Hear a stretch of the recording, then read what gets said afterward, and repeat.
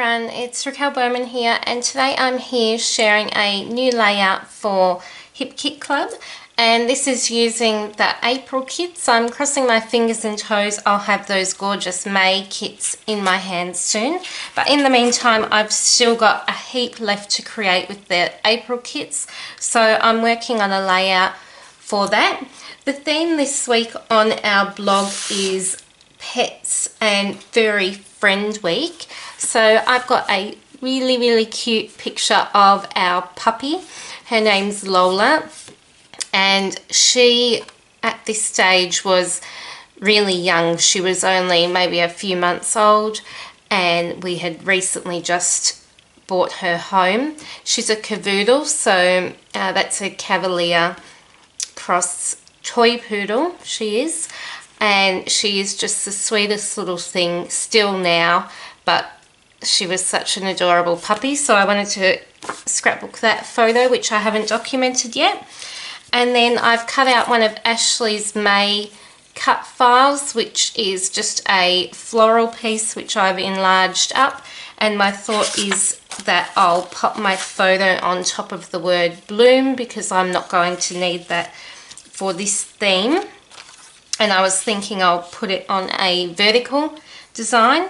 I've taken out this sweet because I thought that goes nicely with the photo. And then my thoughts are to use some of this wood grain in a vertical design down the side, and then I'm going to back my cut file with various pattern papers, and I do want to have another play with some of the butterflies from the reverse side of that pattern paper, and using some of the embellishments, just make a bit of a embellishment cluster around the photo. And I was thinking of placing my title around about here. I thought I might incorporate the pretty little studio stickers into my title as well, because they've got that nice wood grain, and I'll do some journaling underneath. So I was thinking of doing that in this corner, and I do have some of these veneer pieces left as well, which will work really nicely, as well as the enamel dots and obviously lots of other bits and pieces. But they're my thoughts so far, and I will speed you up and get creating. Okay, so I'm beginning by cutting that vertical strip of that Maggie Holmes bloom paper. As much as I adore the butterfly design, I absolutely love that wood grain design as well, so I'm really glad that I used that on a layout. And now what I'm doing is backing that cut file by Ashley. So of course I've gone for pink, surprise and that's pink design is on the reverse of that camera paper. So I have just traced around that flower, and now I'm using my fine line glue bottle to glue on that piece, and I'll do the same to the other round floral piece, and also I'll back the leaves as well. So it's pretty easy when you've got a cut file that isn't too intricate to back the individual pieces with pattern paper. Sometimes it does get quite tedious when you have a more detailed design or smaller pieces that you want to back, but as you could see, it wasn't too tricky. And then I thought that I'd use the yellow spots to back the centers of a couple of those floral pieces, and I glue them all down, and then what you'll see is I sat the piece on my layout. It's quite a real bold sort of fluoro yellow, and when I sat the cut file on top of my layout, I just felt like it was just a bit too much. So there I go there, peeling off one and seeing if I like it better with nothing, and then I peel them all out. So I did have the idea of adding that pop of yellow, but once I saw it on the layout, I wasn't that happy with it, so I took it off, and I've showed you that process there. I haven't obviously cut that out. So now what I'm doing is just trimming down my photo. So I tend to, that's Hip Kit Club posting on Instagram. Sorry about that. I'll turn my phone off now. So as I was saying, what I tend to do is print my photos with a white border, and I've got an Epson Picturemate, and I'll either print using that, and to do that I have to plug it into my computer, or I'll print wirelessly via my phone to a large format printer that I've got, which is an Epson as well. So I always make sure that I have that white border. I like the look that it gives, and I like that I can cut it off if I want, but normally and most likely I would leave it on. Anyway, so back to the layout, because I've done a bit off camera here, and mainly it was a lot of the fussy cutting of those butterflies from the reverse side of that wood grain pattern paper. And also I selected out a couple of doilies from my stash, and I think those ones are a 4-inch doily.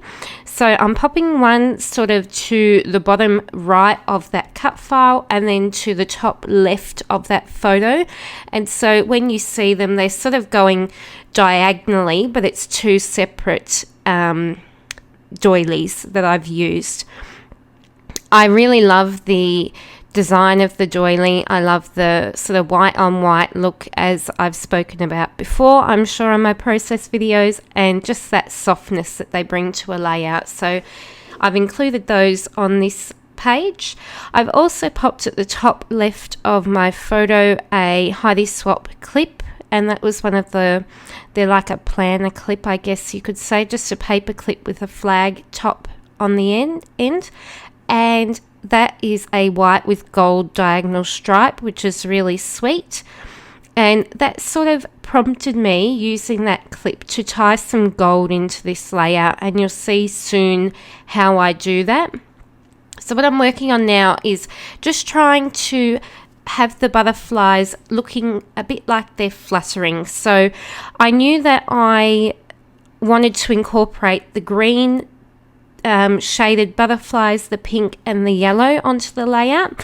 And I also remembered that I had those gold frames from the Pink Fresh Studio Life Noted pack, and excuse the head there, and they have sort of like a half gold and then a half sort of a coloured piece on those frames. And I had cut some on a previous layout in half, so I had a couple of gold half frames and I had a couple of full ones, so I decided to use the half on the left side of the photo and then use a full frame on the right side, but try and make it look like it was a continuous frame or film strip underneath there. So that's the effect I was trying to bring there. And then I've also added a little word strip in that gold same sticker pack that said The Sweetest Life or something similar to that, and a pink one that said Take Note. And as you can see there, what I'm doing is adhering the butterflies, but I'm adhering them using the liquid adhesive just in the center. And because that adhesive is so strong, you can bend up the edges once it's dry and have them looking like they're fluttering, and they create all the dimension, and I really love that. Now, I don't know if you know this about me, but I'm a time traveler. And I'm a time traveler because my journaling, I decided to document it as August 2016. Yes, we have not even been there yet. And clearly I was getting a bit ahead of myself. So in this video, in all of my layout photos, my date is incorrect and it should be 2015, and I'm a bit of a perfectionist like that, so I will definitely go back and fix that. I just hadn't by the stage of uploading and editing this video and popping all my photos up, and it wasn't until some kind people reminded me that I'd actually written it wrong that I knew. So thank you to those people, because I am a perfectionist and I do like to have those sorts of things correct, so I appreciate people paying enough attention to a layout that I do to let me know. So the journaling was all typed, and then just cut into strips, one of my favourite things to do.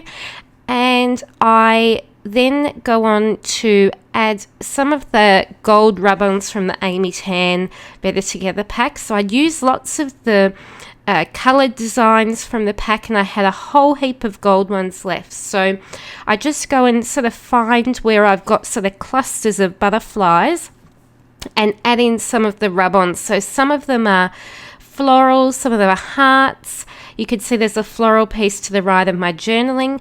What I'm doing there is there was one that said love, and I've rubbed on each letter individually so I could curve it around that leaf, and I really like how that turned out.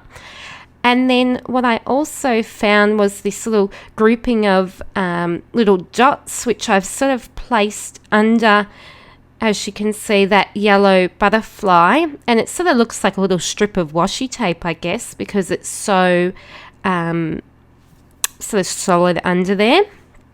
And then there was a few of those little XOs, and I was trying to find where I could put those. I don't think I add those. And then I found these sort of little, as I'm fiddling around there, triangular sort of, it's a border strip, but what I end up doing is making it look like a triangle sort of coming up the side of that photo. So the squares on it are sort of placed in a bit of a grid look, and I cut and piece that so that I've got a more solid piece, and then I use the individual squares from the rub-on strip to add a few extras to the page. And you'll see that on my close-ups, and if you have that packet and you've got these kits, then you will notice that in yours as well. And that's the finished layout. I really love the softness of this layout and how I think it portrayed the sweetness of our little puppy. And I hope you've enjoyed this video, and I will be back soon with some more. As I've mentioned previously, I have a heap of videos to voice over, so when I get spare moments I will try and get some more up and on YouTube for you all. Thanks for watching, everyone. Bye.